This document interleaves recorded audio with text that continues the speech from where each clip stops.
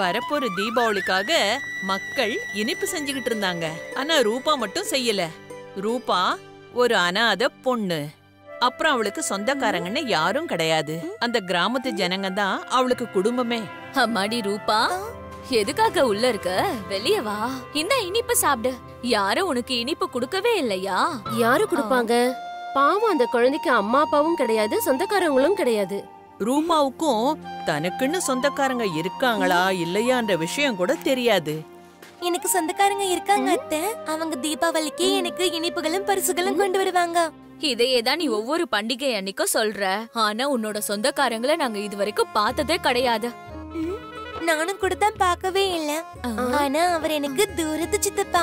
இந்த வருஷம் அவர் கண்டிப்பா வருவாரு. கிராமத்து ஜனங்க முன்னாடி அவ பொய் சொல்லிட்டா. அவளுக்கு ஒரு விஷயம் தெரியாது. அது என்னன்னா, சம்பட் ஒரு மோசடிக்காரன். அவன் மறைஞ்சிருந்து அந்த பொண்ணு சொல்றத கேட்டுக்கிட்டு இருந்தான். என்ன அற்புதம் சம்பட்! உன் வேலைக்கு வேலைக்காரனை தேடி நீ இந்த இடத்துக்கு வந்த. ஆனா இலவசமாவே இந்த இடத்துல வேலைக்காரி கிடைச்சிட்டா. ரூபா, என் செல்லமே, பெரியவளா வளர்ந்துட்ட. முன்ன உன்ன பார்த்தப்போ குழந்தையா இருந்த. என்ன மன்னிச்சிருமா குழந்தை. இத்தனை வருஷம் நீ தனியா இருக்க வேண்டியதாயிடுச்சு. ஆனா இனிமே வேண்டாம், நான் தான் வந்துட்டேன்ல. இந்த சித்தப்பா கூட நீ வந்துடு. இனி நீ தனியா இருக்க வேண்டிய அவசியம் இல்ல. ரூபா ஒரே குழப்பத்துல இருந்தா. என்ன பண்றது, போலாமா வேண்டாமான்னு. என்ன யோசிச்சுட்டு இருக்க ரூபா? நீ ரொம்ப கஷ்டங்களை அனுபவிச்சுட்ட. நீ இப்ப போய் உன் சித்தப்பா கூட சந்தோஷமான வாழ்க்கைய வாழ. உண்மையிலே இந்த சித்தப்பா எங்க இருந்து வந்தாரு? ஆனா பேசுறது பார்த்தா என் உண்மையான சித்தப்பா மாதிரி தான் தோணுது. ரூபா தான் பொய் சொன்னது தெரியக்கூடாதுன்னு சம்பட் கூட அவளும் போறதுன்னு முடிவெடுத்துட்டா.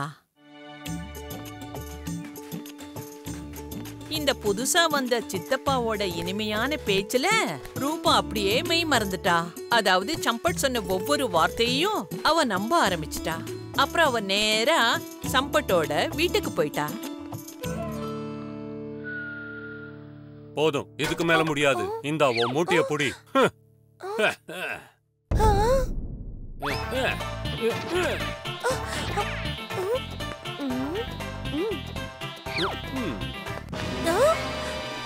ஆமா, நீ யாரு?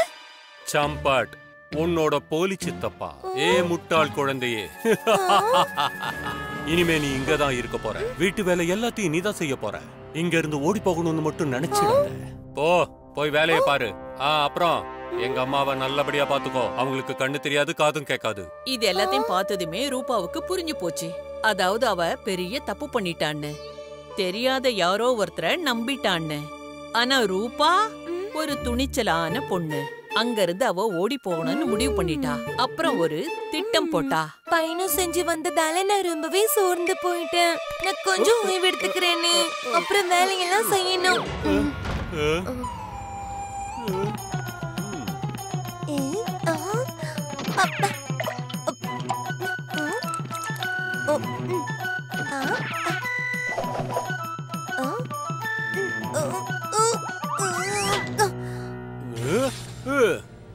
கதவை தர, கதவை தர. அட,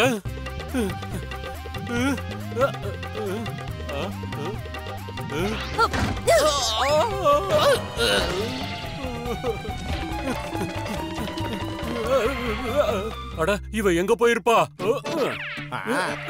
ஒரு சின்ன பொண்ணு போனது பாத்தீங்களா? என் அண்ணன் பொண்ணு நல்ல சகப்பா இருப்பா, நீளமான தலைமுடியோட. இல்லையா?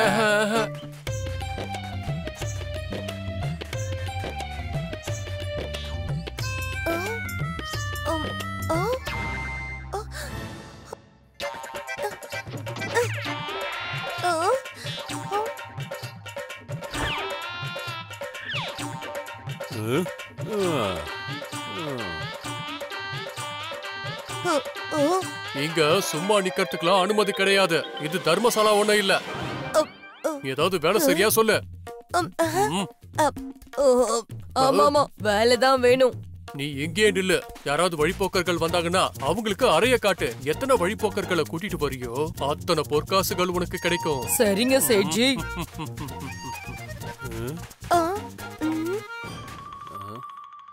சம்பட் சித்தப்பா, பாடம் கத்துக்க தயாராகிருங்க.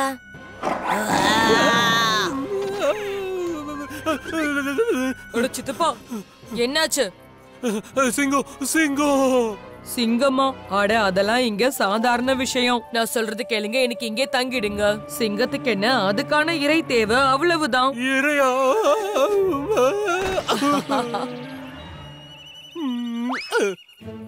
சரியா சொன்ன. சிங்கத்துக்கு உணவாகிறத விட ராத்திரி இங்கேயே தங்கிடுறேன். ஒரு நல்ல இடம் கிடைக்குமா? ஆஹா, என் கூட வாங்க. இதான் உங்களுடைய அறை. நிம்மதியா படுத்து தூங்குங்க. அச்சச்சோ, ஒரு விஷயத்த சொல்லவே மறந்துட்டேனே. இங்க பின்னாடி இருக்கிற மயானத்துல இருந்து ராத்திரியில எப்பவாவது இந்த இடத்துக்கு பேய் வந்துரும். ஆனா பயந்துராதீங்க, அதுங்க பாக்குறதுக்கு தான் பயமா இருக்கும். ஆனா அதுங்க கண்டிப்பா பயமுறுத்தாதுங்க. என்னது பேயா?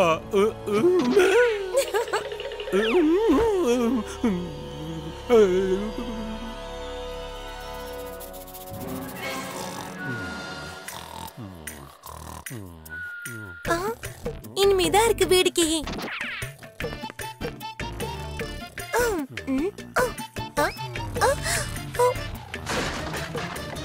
பூதம் பூதம் பூதம் பூதம்.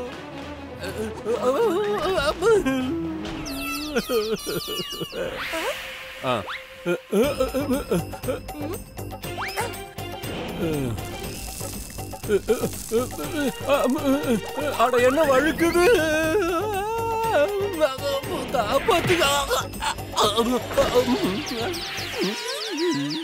நீ என்னையே முட்டாளாக்குனல்ல, இப்போ நீ என்ன பண்றன்னு பாரு.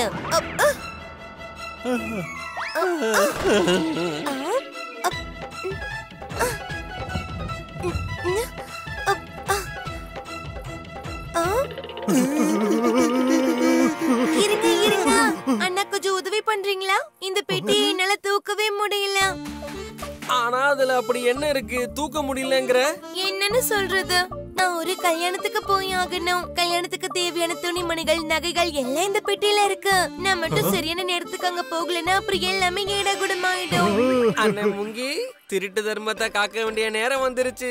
இந்த சந்தர்ப்பத்தை நழுவ விட்டோம், அப்புறம் திருடனுங்கன்னு சொல்றதுக்கே லாக்கி இல்லாம ஆயிருவோம். நீ ரொம்ப சரியா சொன்ன சுங்கி. ஆஹா, தாராளமா. ஆனா என்ன, குடிக்க கொஞ்சம் தண்ணி குடுமா? இதோ கொண்டு வரேன். ரூபா தண்ணி கொண்டு வர்றதுக்கு உள்ள போனா.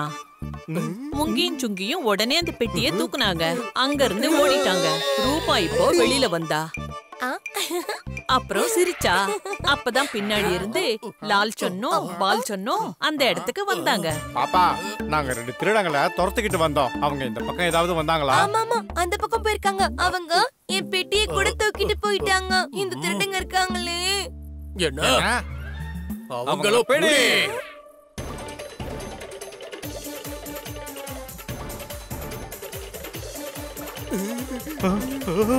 அண்ணா சுங்கி, வீரர்கள் துரத்துறாங்க. இதுக்கு மட்டும் நம்ம தப்பிச்சிட்டோம்னா நம்ம இன்னும் நிறைய கொள்ளடிக்கலாம். இந்த பெட்டியை தூக்கி வீசு. அப்புறம் இந்த மாதிரி தான் ரூபாவுக்கு சம்பட் கிட்ட இருந்து நிரந்தரமான ஒரு விடுதலை கிடைச்சது. என்ன காப்பாத்துங்க, பெட்டிக்குள்ள நான் இருக்கேன், என்ன காப்பாத்துங்க. அப்புறம் திரும்பி அவ வீட்டுக்கு போனா.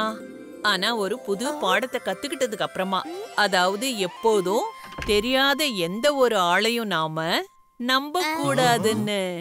புரிஞ்சுதா? பிட்டு பிட்டு.